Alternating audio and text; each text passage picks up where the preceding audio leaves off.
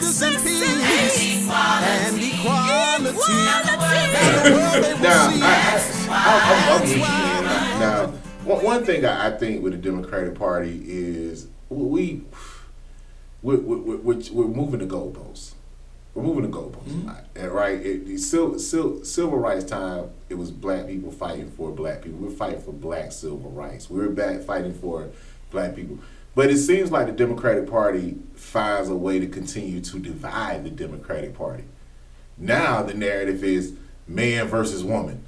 You know, it's a section, like we've divided a community and a culture, and we went to say, okay, black women this, black men this. Like, when are we gonna come together, man? Yeah, what's up with that, man? Right. No, listen. I think you hit the nail on the head. Okay. Right? Because the Democratic Party, we understand we're the Big Ten. Yeah, we were like, hey, man, everybody want to come on. Come on. Yeah. Everybody, you know, you're Asian, baby, come on. Yeah. Right? Yeah. I think the Democratic Party allows for the Republican Party to write our narrative. Man. Most definitely. Right? No other company in your industry can write the narrative for Game Changers. Zero. Because you're not going to allow that. Correct. Right? Correct. Your brand, Game Changer, stands for something. Yes. Right? Yes. When I think about the work that you do in the community, Streets of Gentlemen, Inc. stands for something. Correct. The Democratic Party must stand for something. Wow. If you keep letting the Republican Party write the narrative for you, right? Yeah. I should be okay saying the Democrats, let me look into the camera. Since 1964, black women and black men held up the Democratic Party since 1964. Wow.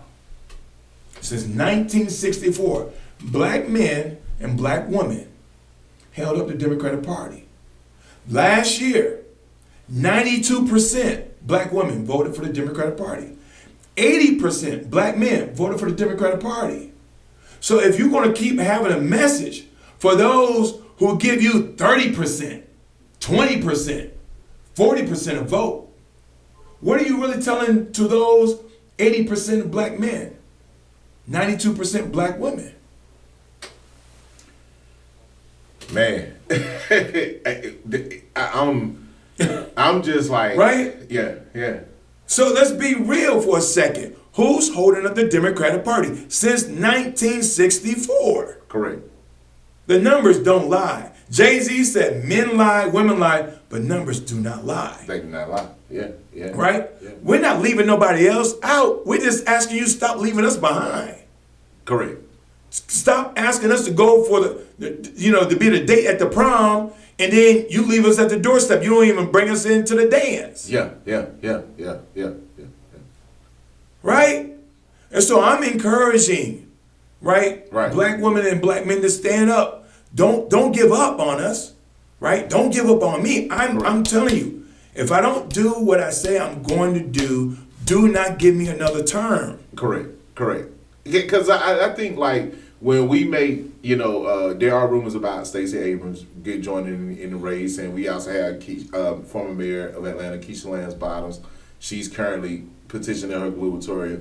I don't want the Democratic Party to get into a man versus woman. I want the Democratic Party to say who's the best qualified candidate.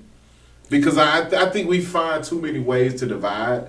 I think it just is. And the Republicans, when putting Trump back in office for a second time, even with 34 felonies, even with all the convictions against him, they stood on one unified message, right? Yeah. Even Mexicans believed it, you know?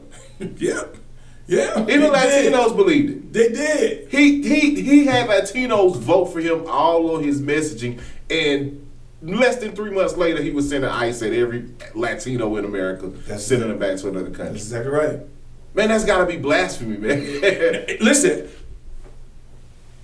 we're not surprised because Project 2025 told us. Correct. Yeah, correct. Right? Correct. Right? So we shouldn't be surprised. So, but to your point, and I love the fact that you brought this point up, the Democratic Party need to decide right now. Okay. Right? Because they're focused on 2028. I'm like, wait a minute. The fight is not in the Oval Office right now. Correct. The fight are at the state levels. Absolutely. Look at what's happening over in Texas. Look what California, Yes. Washington, D.C. Yes. Right? They're sending military folks, real boots on the ground. Because people keep talking about boots on the ground. That sounds great. It's a nice song. It's great for line dancing. Correct. But to me, when you say boots on the ground, you're talking about military personnel. Yes. And this guy is sending boots on the ground to cities where there are black mayors. Yes. So Democratic Party, what are you going to do to help these black mayors? Yes. Yes. What are you going to do to help these states, right, where he's sending these troops, real boots on the ground, right? What's that? So we can really show our hand by saying, this is our candidate Yes. for 2026. We'll let 2028 worry about itself right now. Yeah. But what we need to do is start thinking about 2026. Right. Right? We need to think about the men and women who need to be in these legislatures because they're going to try to gerrymander us out. And the reason why I raised the 1877, the Great Compromise, because to me, it was more than just a compromise in 1877. Most definitely. Most It definitely. was the greatest betrayal to African Americans. Wow. Wow. They kicked all those black men out. Yes, they did. Right? Yes, they did. Well, I mean, we made a lot of gains during the Reconstruction era, them 12 years during Reconstruction era. But they strategized and planned and executed in 1877. They kicked all them black men out because there were no black women. Most definitely. Like they were all black men, right? Most definitely. Most So definitely. think about it. So they called it the Great Compromise. Compromise meaning that you and I went back and forth and then we reached an agreement. Yes. No, it was a betrayal. Definitely. Most definitely. So we can't let 2025 be part 2 of 1877. No, we definitely can't do that. We definitely can't do that. Right? Yeah. And so we need to bring in this new blood, this young blood, this fighting blood. Yes. It's going to be okay, right? Because we're going to still stand up for the Constitution. Yes. Listen, I said the oath 17 times. I'm not sure what my other candidates, opponents are, how many times they recited the oath. Right. But I did it 17 times. Wow. The oath means something to me. I- There's no expiration, right? yeah. Right? Yeah. But I made sure that my life was on the line for you, your family, Correct. and my family. Correct. Right?